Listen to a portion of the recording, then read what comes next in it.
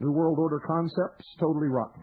World religion appears to be evil. World enslavement, death is preferable. So if a world system is inevitable, the only questions that remain are, why do the promoters of world government demand that we all be slaves? Why the secrecy? Why the lies and the manipulation? And if their intent is not evil, why must they operate in these manners? If it's a good thing, why not let us all in on it? If it is a good thing, a freedom thing, a beneficial thing, wouldn't we all support it? And I believe that most people would support it today if they had not, upon a very basic and cursory investigation, found that most of the promoters of world government are indulging in the most blatant, obvious, and outlandish lies that have ever been perpetrated against any peoples. So we know the answer to those questions, don't we? And so the struggle continues. The idea of the Constitution being restored is truly, ladies and gentlemen, a dream. One I have always been reluctant to release to hopelessness, but reality is a very strong medicine, and the fact still remains that you can achieve nothing from the grave unless you're some big-name martyr whose cause becomes a rallying cry among those who come after. Frankly, I find martyrdom a very poor substitute for education and diplomacy. And there just aren't too many people out there at this time who, even in death, could successfully motivate a rise in the understanding of the people. And no one knows that better than me, for I've been trying for many years to awaken the sheeple and create real people. It just will not happen. Thus we live on, and we do the best we can, day after endless day. You see, there are truths bigger than the individual seeking, and they are worth everything. When you take time to contemplate the future realities, it isn't pretty, no matter what happens. Most people have not thought this thing through far enough. They see the conflict and the possibility of giving their lives for their country, and I can assure you that's scary enough. And that may be why they don't think farther down the line. And most of them don't really believe it anyway because they're not really getting ready. Perhaps they assume they will be killed. Now that's a very dangerous thing to believe. We have to believe that we will live and carry on. Beyond that point, what will life be like? The only thing of which we can be certain is that it will not be what we have expected, and it will definitely not be a return to the good old days, whatever and whenever those were, and the future will be a continuous series of encounters with the unknown. That which is most anathematic to most people, that which they fear the most, is change, the unknown. Anything that disturbs the comfortable position which people have entrenched themselves within. So, in a turbulent time of not knowing, the solidity of principles has to serve as an anchor. And that's why I've urged you over and over again not to be loyal to concepts like my country right or wrong, our borders, our people, our locations, but to principles and ideals. Hitler's SS were loyal. My country, right or wrong. I hope you understand those concepts. You must be loyal to principles and ideals. They are not contained within borders or within boundaries or in the person of presidents or Congress people, nor in places like Washington, D.C. They exist in the minds and in the hearts of people.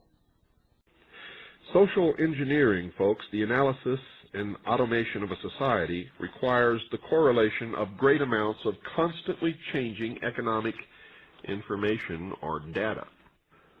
So a high-speed, computerized data processing system was necessary, which could race ahead of the society and predict when society would arrive for capitulation.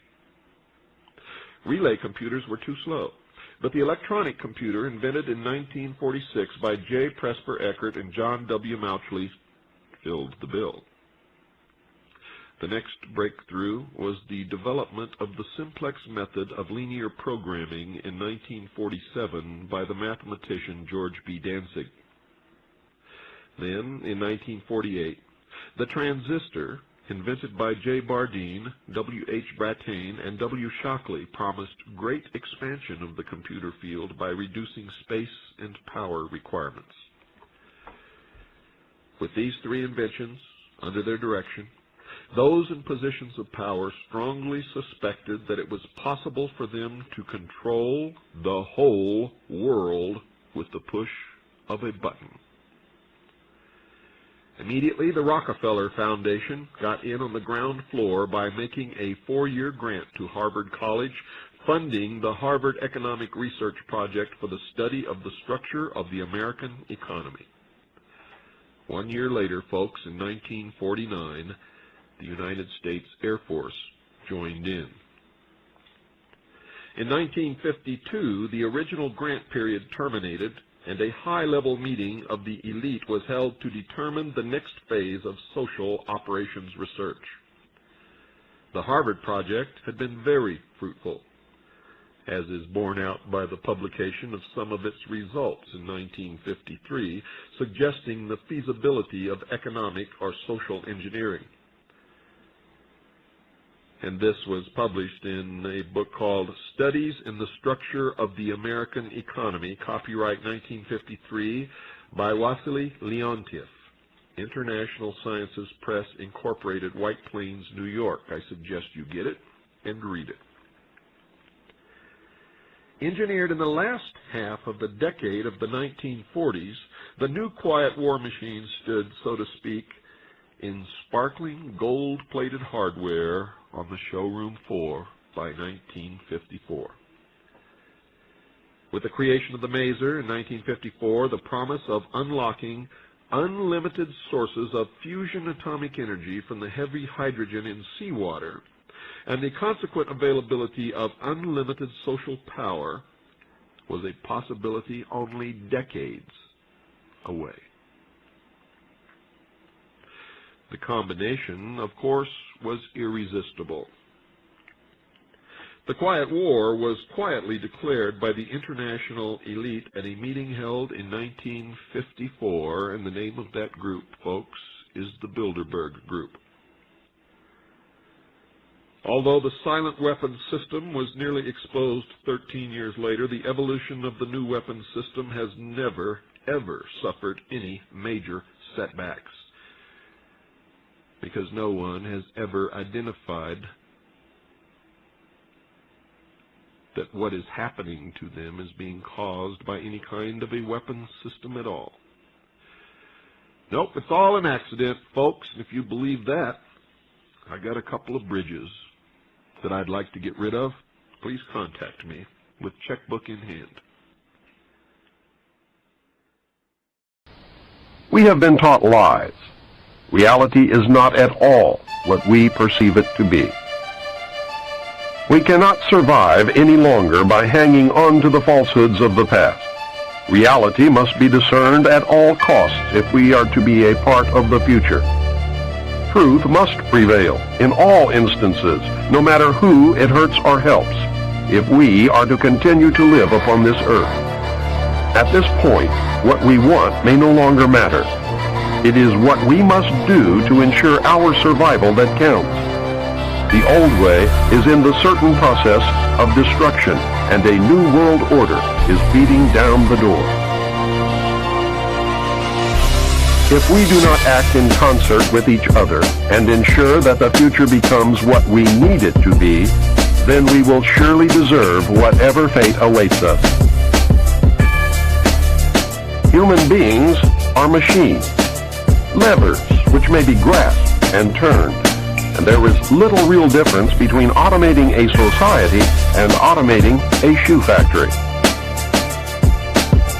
Those who will not use their brains are no better off than those who have no brains.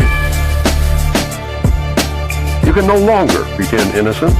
Your denial of the conspiracy will fall on deaf ears. You must accept that you have been cattle, and the ultimate consequence of being cattle, which is slavery. History is replete with whispers of secret societies, accounts of elders or priests who guarded the forbidden knowledge of ancient people, prominent men meeting in secret who directed the course of civilization are recorded in the writings of all people. The situation in which we find ourselves is due to our own actions or inactions over the last 44 years. Because it is our own fault, we are the only ones who can change future events. Education seems to me to be a major part of the solution. The remaining part is the abolition of secrecy. Through ignorance or misplaced trust, we as a people have abdicated our role as the watchdog of our government. If we had done our jobs as citizens, we would never have reached this point. Most of us are completely ignorant as to even the most basic functions of our government. We have truly become a nation of sheep. And sheep are always eventually led to slaughter. The New World Order will be a totalitarian socialist system. We will be slaves shackled to a cashless system of economic control.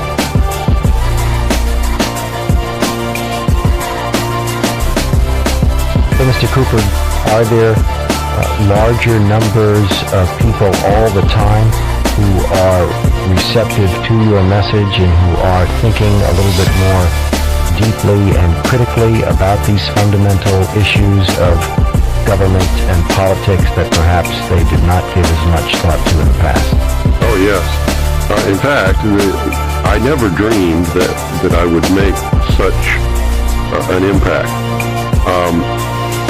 When I first began what I'm doing now, which was many years ago, I was lucky if I could travel 1,000 miles and collect 3 people in somebody's living room.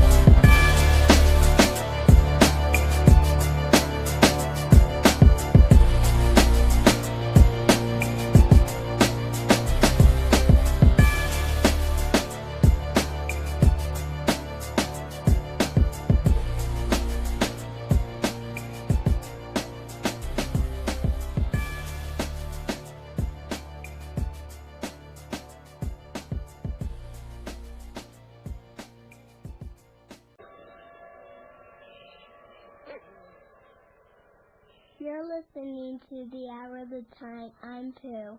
And I'm William Cooper.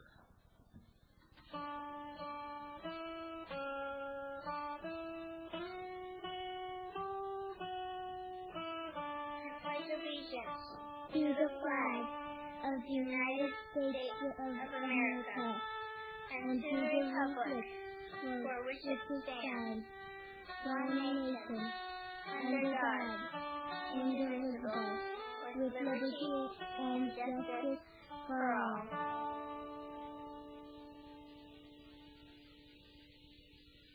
That was Alicia's story, and of course, Pooh saying the pledge together. And it was a little discombobulated because that's the first time that it's been done. Alicia made a tape with her father playing the guitar of the Pledge of Allegiance and sent it to us, and so that she and Pooh could say the pledge together. What do you think about that? Yeah. You like that? Yeah. Did you see the picture of Alicia? Yeah. Isn't she a beautiful little girl? Yeah. Thank you very much. You're welcome. See you later, alligator. Okay.